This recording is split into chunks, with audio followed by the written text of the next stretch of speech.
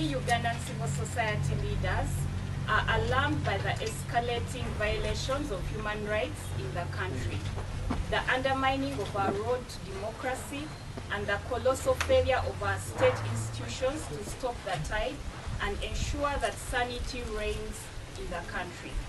It is apparent that since the events of 2017, when our parliament was overrun by the same military that is supposed to protect and defend our institutions, our country has experienced increased onslaught on democracy.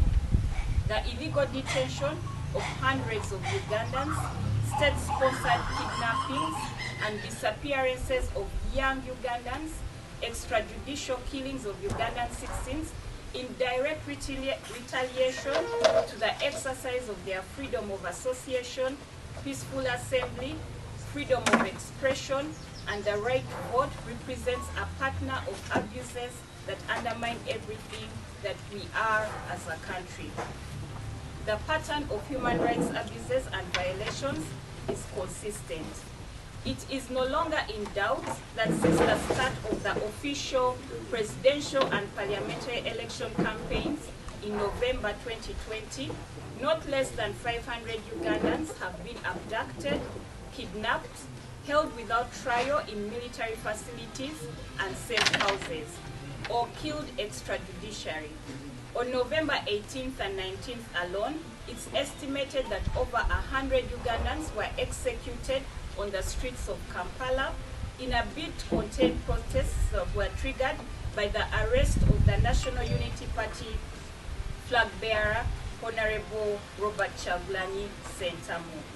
The fact that Honorable Kyagulanyi has never been prosecuted for the alleged violations of the COVID-19 standard operating procedures is one clear evidence of how the regime used the pandemic as an instrument to disrupt normal political campaign activities. Most importantly, the fact that while a few of the citizens arrested in this onslaught have been arraigned before the courts of law, an unknown number have been found dumped in jungles and other remote places, often in poor health, bearing torture marks, and for some women reported to have been sexually violated. We take note of the fact that President Museveni is increasingly acknowledging and taking responsibility for the increased violations of the rights of Ugandans by the security forces, especially the Special Forces Command of the Uganda People's Defense Forces.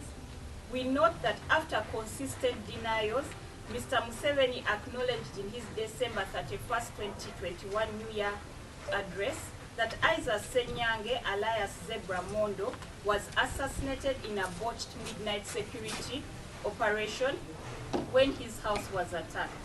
In his March 14, 2021 address, Mr. Museveni for the first time unequivocally admitted that his own Presidential Protection Force, the Special Forces Command, is either culpable or complicit in holding most of the members of the opposition National Unity Platform Party under the guise of investigating possible criminal acts related to insurrection. We believe that the acknowledgement by Mr. Museveni that it is a Ugandan security force under his command that are responsible for this violation is a step in the right direction to end the impunity that is on display in our country today. The next issue we need to address is the trial of civilians in military tribunals that goes against the spirit of our constitution.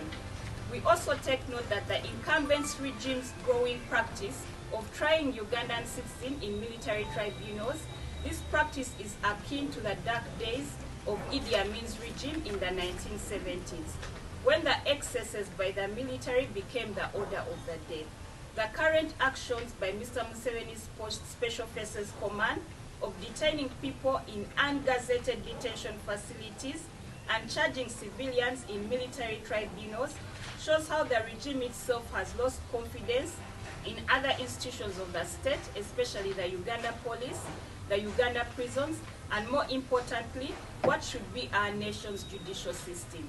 If these people have committed offenses as the regime alleges, why not subject them to the due process of the law by presenting them in courts of law and prosecuting them?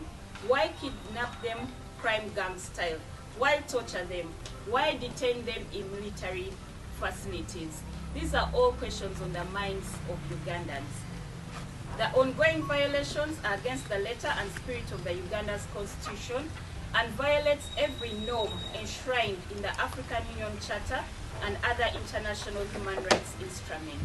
As civil society leaders, we note that the spectra of human rights violations constitute serious breach of various rights and freedoms enshrined in the Ugandan Constitution, the African Charter on Human and People's Rights, and the International Covenant on Civil and Political Rights, including the right to dignity, personal security, bodily integrity, freedom from torture or inhumane or degrading treatment, and personal liberty. We wish to remind the incumbent regime of its primary responsibility to take all necessary institutional, political, socio-economic,